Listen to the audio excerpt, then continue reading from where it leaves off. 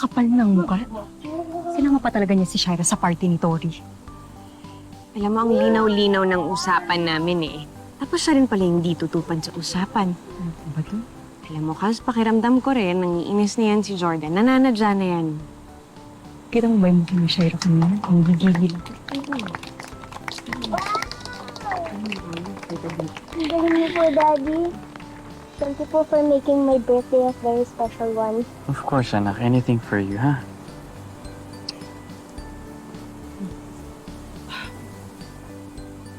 Sorry! Okay. Come on, come on, come on.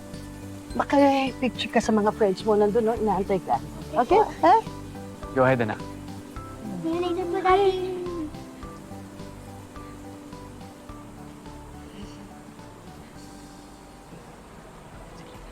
Jordan. Pwede ba tayo mag-usap? Tungkol saan?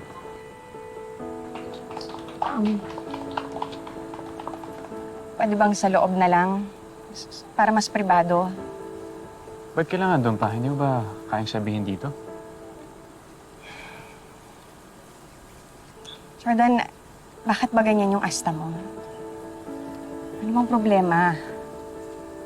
Ikaw, Christy. Ikaw yung problema. Ikaw lagi ang problema naming dalawa ni Jordan. Alam mo, bisita ka lang dito, kaya wala kang karapatan na makisawsaw sa usapan namin. Ano to? Mag-aaway na naman kayong dalawa? Jordan, bakit hindi mo pagsabihin yung babaeng yan, ha?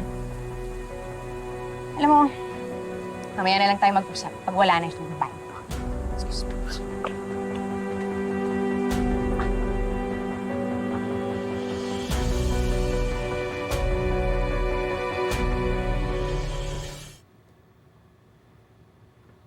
Birthday ni Tori today.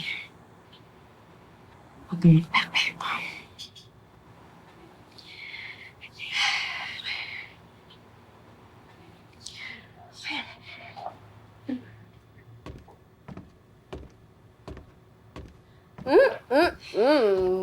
Well. Dito ka lang pala nagtatago. Bakit? Hindi mo ba kayang makita kaming masaya ni Jordan?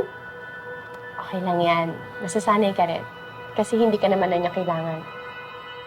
Alam mo, Shaira, una sa lahat, wala kang karapatan magsalita dahil wala kang alam.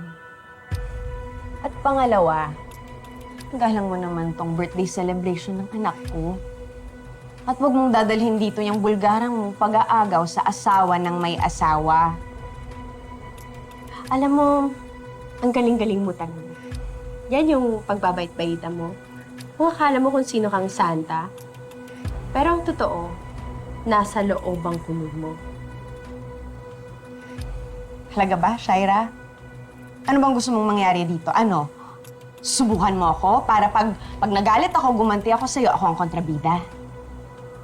Hindi na ako gaganti. Sure? Mm. Sure na yan? Mm-hmm. Try nga natin. Bait ka naman eh.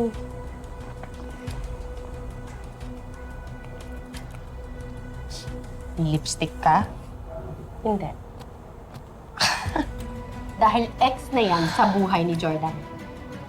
Ayan na ba talaga yun, Shara? Yan na? Yan na? Sagad na? Hindi pa rin ako papatol sa'yo. Naiintindihan mo? Siguro hindi mo lang kasi matanggap na ako pa rin ang mahal ni Jordan. No? At kahit kailan, hindi ka mamahalin ng asawa ko tulad ng pagmamahal niya sa akin. Pwisit ka itong babae. Ikaw dito, lawak ka. Sino ka bang kasabi? Shaira! Ano ba? Ano ba? Tigilan mo siya! Isipin mo nga yung mga anak niya! Akong pakialam sa